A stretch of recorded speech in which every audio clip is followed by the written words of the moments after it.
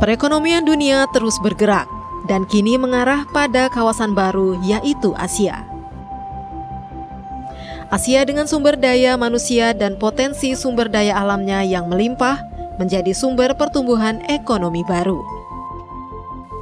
Negara-negara Asia Tenggara secara strategis berada dekat dengan 3 negara besar dalam pertumbuhan ekonomi, yaitu Tiongkok, Korea, dan India.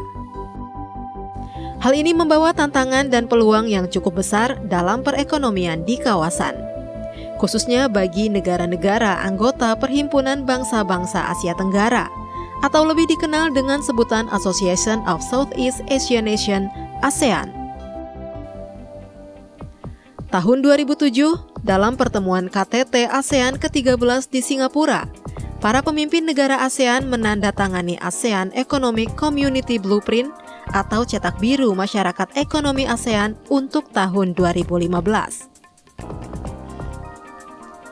Melalui masyarakat ekonomi ASEAN atau MEA inilah perdagangan bebas antar negara kawasan diberlakukan. Mulai dari arus bebas perdagangan barang, jasa, hingga investasi dan modal.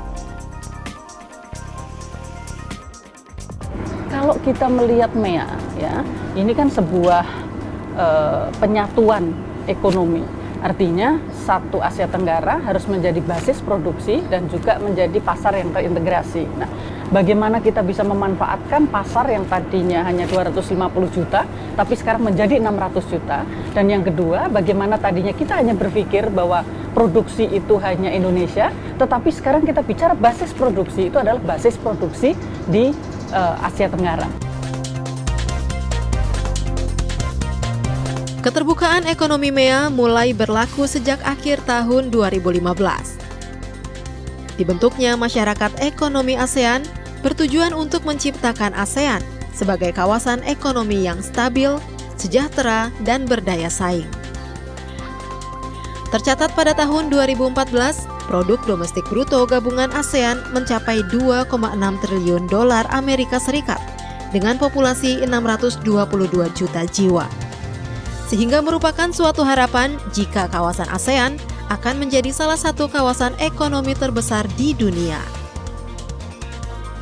Untuk semakin mewujudkan masyarakat ekonomi ASEAN yang kuat, terdapat 4 pilar yang menjadi landasan bagi negara-negara yang terikat dalam hubungan ini, yaitu pertama, pasar tunggal dan basis produksi yang meliputi arus bebas perdagangan barang, arus bebas perdagangan jasa, arus bebas investasi, arus bebas modal, arus bebas tenaga terampil, sektor integrasi prioritas, makanan, pertanian, dan kehutanan.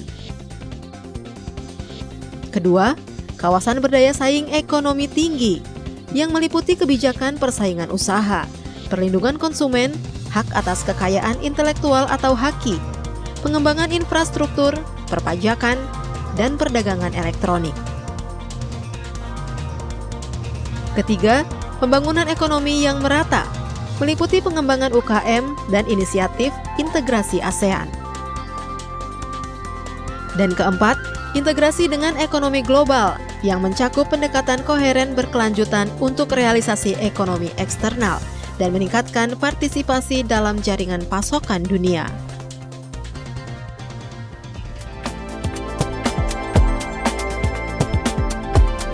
Dalam menghadapi MEA, Indonesia yang memiliki kekayaan alam dan sumber daya manusia yang besar, terus mempersiapkan diri dalam berbagai sektor seperti industri, tenaga kerja, dan lainnya.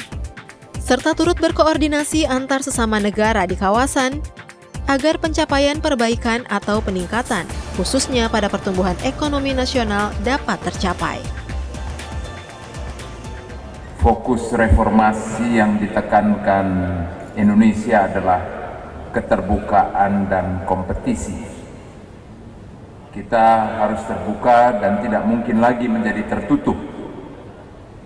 Kemudian Bapak Presiden menyatakan bahwa kompetisi akan membawa perbaikan dan menuju kondisi yang lebih baik. Setahun berjalan, masyarakat ekonomi ASEAN mengembangkan potensi ekonomi tidak hanya pada perdagangan barang, namun menitik beratkan pada bidang jasa dan investasi.